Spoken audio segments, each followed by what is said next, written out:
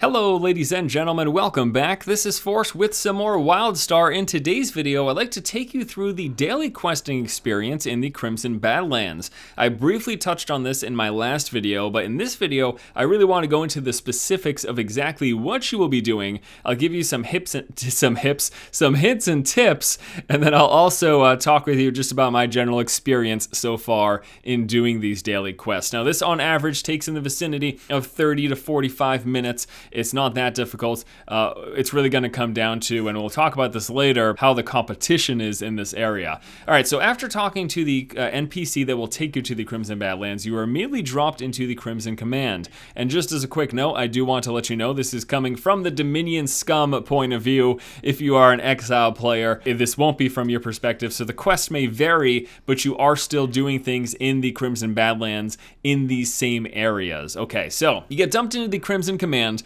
There are a pair of NPCs there that will give you quests. Now, those quests are for the southern part of the Crimson Badlands, known as the Megatech Shield Generator. The quests you get include to kill Scar-High dregs throughout the Savage Coast. This includes both robots and humanoids. You also are tasked with recharging the Savage Coast power generators. There are 3 of those generators, and then once you've done that, you have to activate a radar. Now, I also have a quest to recover stolen munitions. I've gotten this each and every day, although this may be specific to my path, which is the Settler path. So if you have a different path like the Warrior or the Scientist or the Explorer, you might not have this quest for the stolen munitions. You might have a different quest, but everything else should be the same. Now, between killing the Scar-High dregs and recharging the power generators, this should take you in the vicinity of about 10 minutes. And once you've completed that, it's then time to head towards Bloodstone Canyon, as this is the second quest hub. Now, on the way there, you're actually going to find an entrance to what is known as Dry Boar Hollow. You want to go in there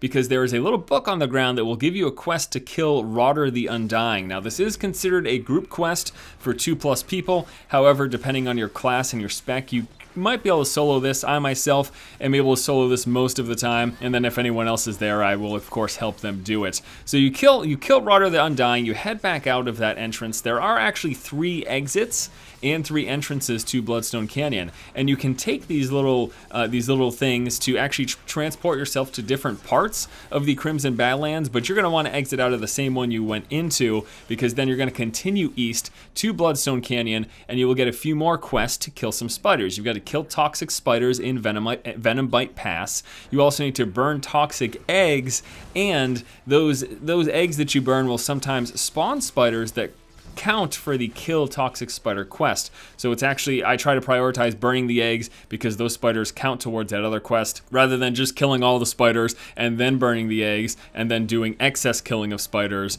instead of having it count towards the other quest. There's also something known as the Toxic Empress. This is a large, difficult spider. This is another 2-person quest.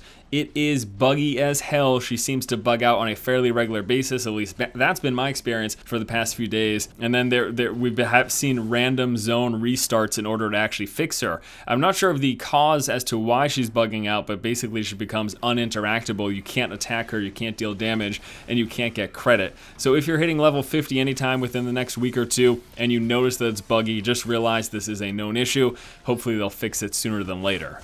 Once you have completed killing the toxic spiders, burning eggs, and killing the Empress, it's time to head over to the final quest hub. This is actually just to the east of Bloodstone Canyon, and there you will be getting quests for the coast as well as the north center part of the Crimson Badlands. Those quests include disarming booby-trapped corpses on the coast, using laser targeting to destroy these boats, and then also killing pale husk dregs in Bloodstone Canyon. Now, all 3 of these can actually be accomplished within the same area. The northern part of the coast will let you disarm the booby traps, target the boats, and kill the dregs. So I suggest doing those 3 things at the same time while you're there. Once you've completed, you will inevitably finish the booby trapping as well as the boat targeting before you finish the kill quest. So you're going to want to head inland towards the Pale Husk camps. You will keep killing the dregs there, and you'll also have a quest to detonate dreg grills, burn 3 towers, and collect rations from a drop zone. The grills kills, you just target and then they explode after a second. The towers, all you need to do is run to the top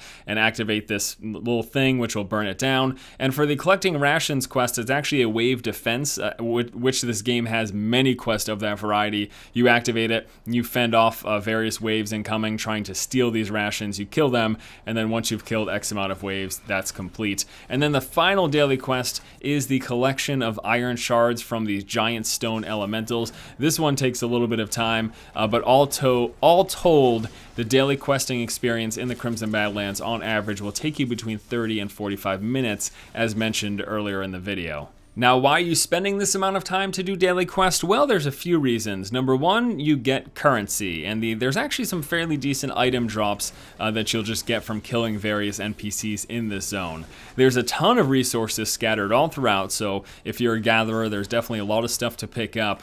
But then there is also reputation. There's something known as the Crimson Badlands reputation, and you get this whenever you complete one of these daily quests. You'll get a boost to it. Now, there were gear NPCs associated with this reputation. You would get access to different types of gear. However, those have been temporarily removed. Now, I did some research and it seems like they were removed because it was figured out that the gear, there was exploitation for the reputation and the gear was way too strong, so they decided to strip out those NPCs.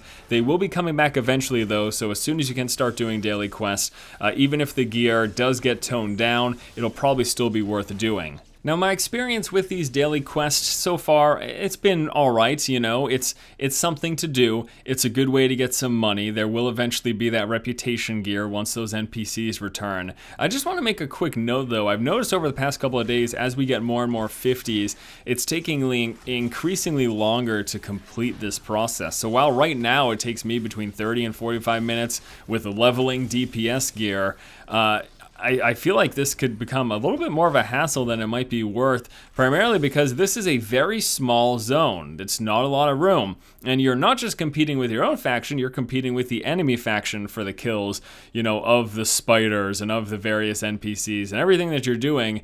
There's competition to be had, and as this small area fills up with more and more people, it's just going to take longer and longer to complete everything. So you could offset that, of course, a little bit by grouping up with people. The problem is, though, that there is shared experience for killing things, but you get less of a return. So for example, if there's a quest that has you kill a certain amount of NPCs and you yourself killing one will give you 10% accomplishment, if you and another person split that kill, you might only get 5% instead of that 10% accomplishment. And that's just gonna make things take that much longer. But you know, again, it's something to do. People like that in MMOs, and this has been an overview of those things to do. So the Crimson Badlands Daily Quest, hopefully you guys enjoyed this video. Thanks so much for watching. Stay tuned for more WildStar coming up. Hope you have a great day. Keep watching and keep owning.